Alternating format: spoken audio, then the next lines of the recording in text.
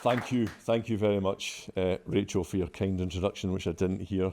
Probably it's a good thing. And thank you for everybody who's joining us here today. We're just 2 weeks into the new year, and it's already looking like a lively one for Scottish politics. Yesterday saw some big news about the SNP's most controversial duo. Many questions still to be answered, not least about the dodgy finances. But yesterday, one of them finally sailed into the sunset. I am, of course, talking about the Calmac ferries. Wasn't it wonderful to see the Glen Sannox taking its first passengers to Arran just 7 years after being launched by Nicola Sturgeon? And it's even now got real windows. Absolutely beautiful. Now let me turn to the central point of today's speech. I didn't set out to become a politician from a young age. As a younger man, if someone had said to me that I would be leader of the Scottish Conservatives, I'd have expressed surprise. I'd have perhaps even wondered what they were drinking. And for most of my life, I've been firmly outside of the political bubble. I viewed the political world with some suspicion. All that spin and doublespeak, the infuriating inability to communicate clearly in plain English. As an investigative journalist, it was my job to hold the powerful to account, to rattle cages and to get straight answers. I did my best to stand up for those who were treated unfairly, who had lost hope, and who felt that nobody listened to them. And it wasn't until I was in my 40s that I decided to get involved in politics, because I felt that I could make a greater impact. And so here I now am, an outsider on the inside, a first-term MSP, just over 100 days into the job as party leader. But my instincts have not changed. I still don't like when politicians break their promises or refuse to admit mistakes. And I'm still driven to do the right thing. And now, as then, I'm determined to help ordinary, decent, hard-working Scots who have suffered through no fault of their own. I want to help the disadvantaged and the disenfranchised, people who feel forgotten by Scotland's self-serving and self-satisfied political establishment. Now, each and every one of us is a product of our environment, what we've experienced, good and bad. This helps shape our views, our character, our choices, and our actions. And standing up for what's right is not just a job, it is part of who I am. My fight is still against injustice. It's why I got involved in politics, and that's what gets me up in the morning. The public often ask politicians, yeah, but what do you really stand for? And I've thought about that question long and hard, and I can sum up what I stand for in one word, and that word is justice. And I don't just mean the narrow definition of the word in relation to Scotland's broken justice system that causes people so much misery. I mean justice across society. And justice is about fairness for all. It's something that children can understand. It means people getting the just reward for their effort. It means a fair pay for fair work, and governments only taking a fair share of tax. It means helping those in need, but not that it becomes unfair to others. Now, people across Scotland suffer the daily grind of injustice in so many aspects of their lives. If you look at education, I ask, is there any greater injustice in the way in which the SNP are failing a generation of young people?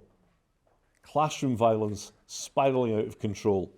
Pupils and teachers fear going into school. Last year, a physical assault or verbal abuse took place every 2 minutes of the school day. But teachers feel powerless. Their hands are tied by the SNP, who don't believe those responsible for threats and violence should even be punished.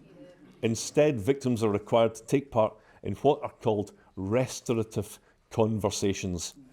Conversations in which teachers are told they shouldn't use terms like bully because this could be disempowering.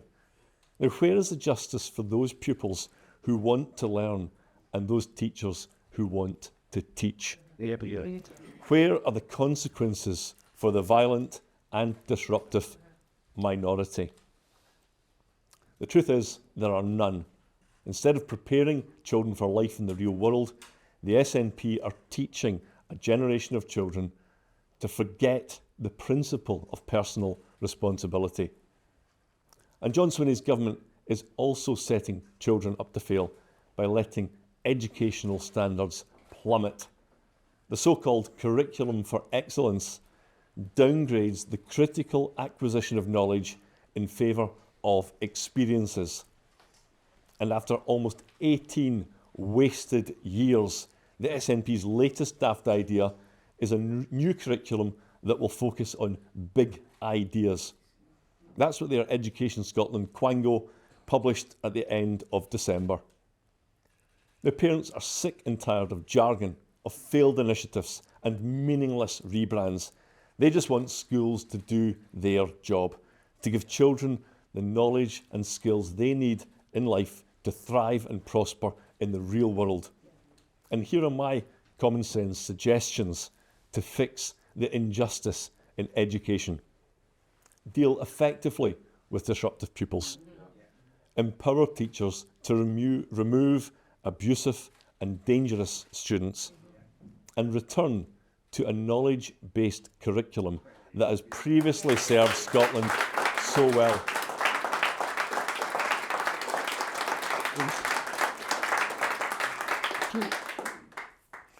And let's look at housing.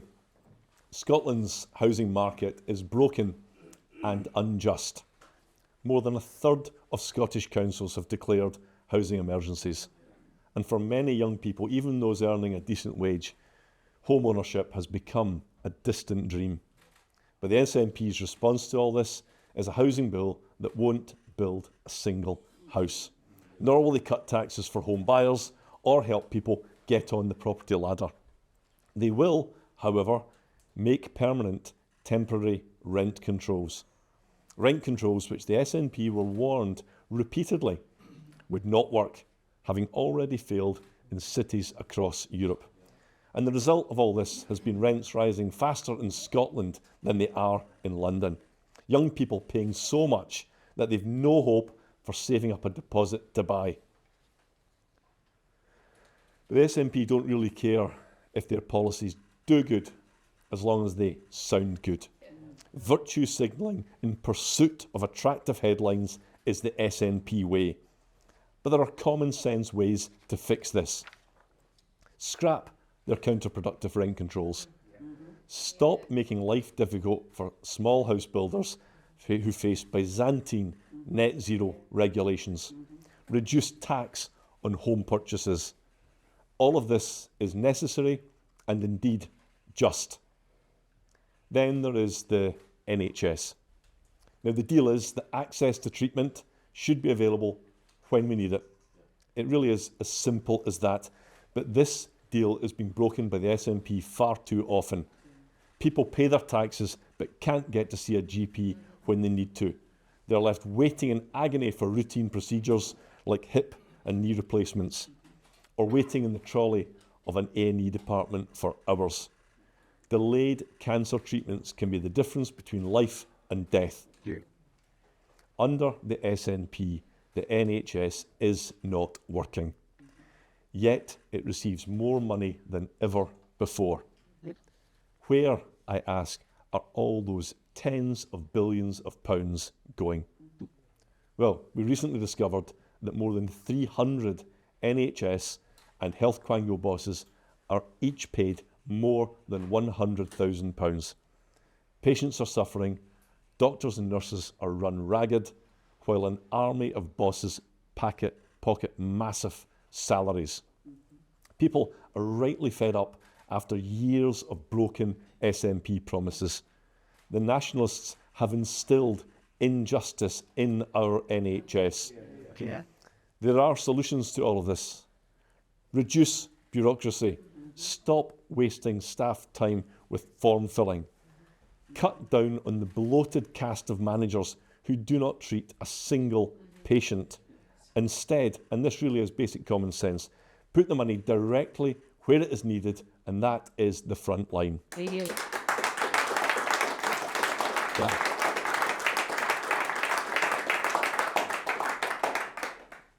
Now, what of rural Scotland?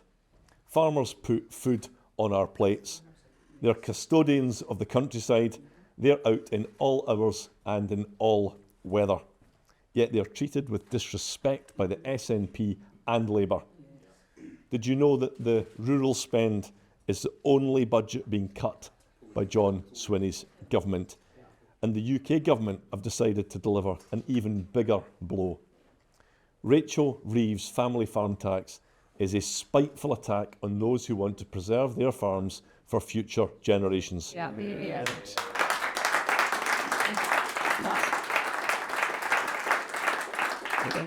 It is simply not fair, but such injustice afflicts the wider rural community. The SNP have failed to upgrade key roads. Lives are being lost as a result. And despite today's Glensannox sailing, island communities continue to be failed. People in Scotland's rural communities are deprived of these critical infrastructures and services, yet at the same time, they're being forced to accept an industrialisation they don't want. This is in the form of vast highways of super pylons across our beautiful countryside. And all of these issues can be put right. Justice can prevail. Reverse the family farm tax, build and improve roads, deliver ferries, empower rural Scots who know their needs much better than some minister sitting in Edinburgh.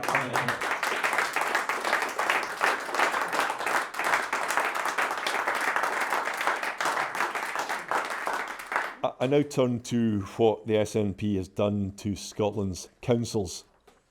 Over almost 2 decades, they have systematically stripped power from local communities. The SNP always think they know best, imposing their inflexible, centralised agenda. They have also, and quite deliberately, underfunded councils year after year after year, and that's why councils are now forced to consider punishing council tax hikes. And it's why residents keep paying more in return for poorer services. Bins that don't get collected in time, libraries and leisure centres being shut down, potholes that never get fixed. We would flip the relationship between the Scottish Government and local councils on its head. So it's not government telling communities how things should be run, but the other way around.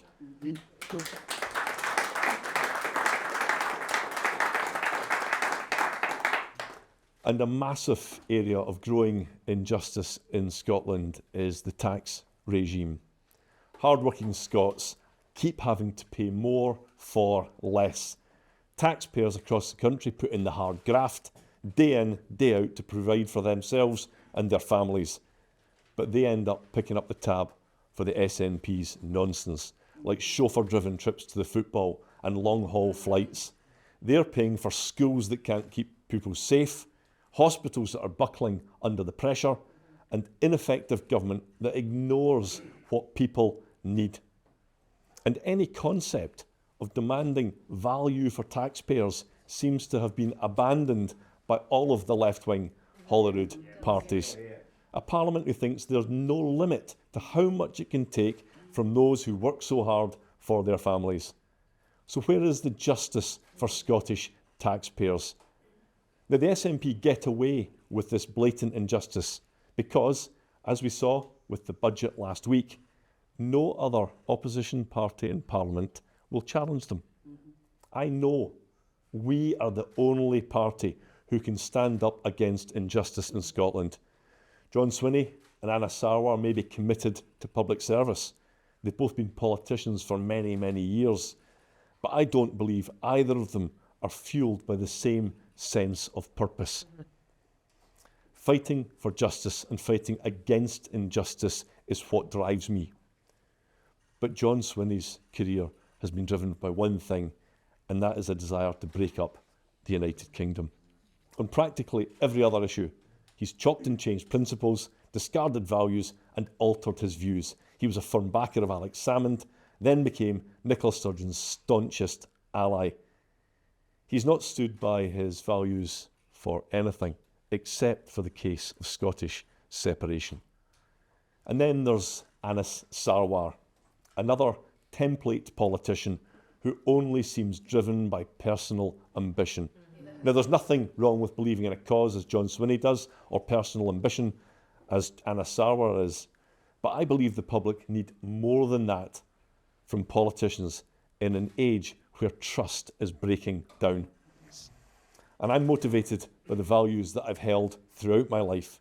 They're ingrained in my character. Fighting for justice will not change. But I do want to change how things are done in the Scottish Parliament. This will be central to the Scottish Conservative campaign in the 2026 election. Change.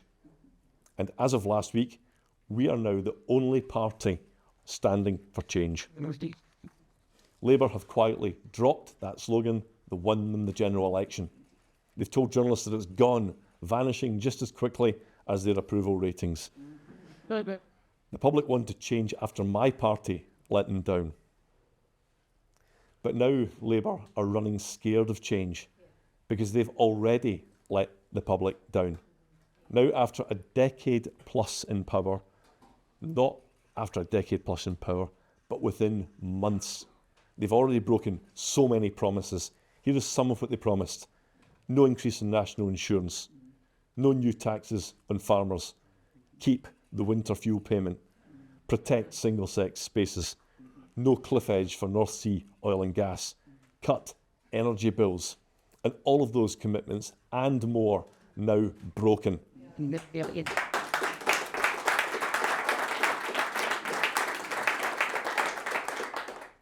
Anas Sarwar won't stand up to Sir Keir Starmer no matter the damage he inflicts.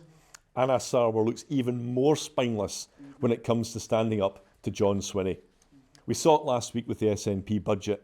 Labour votes mean that it will pass. They didn't get or even ask for anything in return. And this is the same Anas Sarwar who abstained in the Nicola Sturgeon no confidence vote after she misled Parliament, and who also backed Sturgeon's gender law and Humza Yousaf's hate crime act. I've got no idea what Labour stand for, and neither do they. Yeah.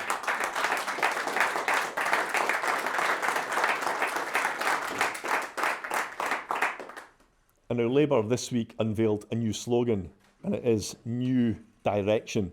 It really should be No Direction. Sarwar thought he was headed in the direction of Bute House, but he now looks completely lost. He thinks that taking on the SNP means trying to become the SNP. Labour have dropped the change slogan. Well, I will happily and proudly pick it up. It's what the people of Scotland desperately want to see. Change at Holyrood.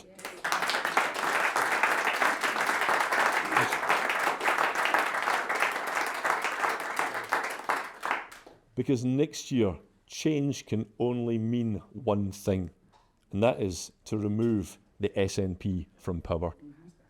They must be held to account after 18 years of lies, division, broken promises, and the worst record of any Western government. This is the change the people of Scotland are crying out for.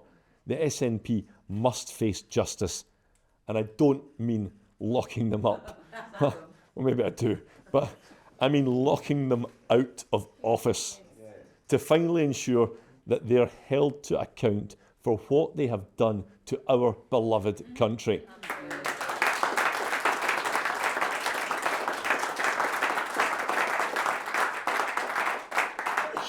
Now, in the past few weeks, John Swinney has been pretending to be a new man. It's laughable. This careerist has been round the SNP cabinet table so long that he could be mistaken for a chair. His attempted relaunch is stranger than Twitter became X, and it's worse than when Coca-Cola became New Coke, which is deemed the biggest marketing mistake in history.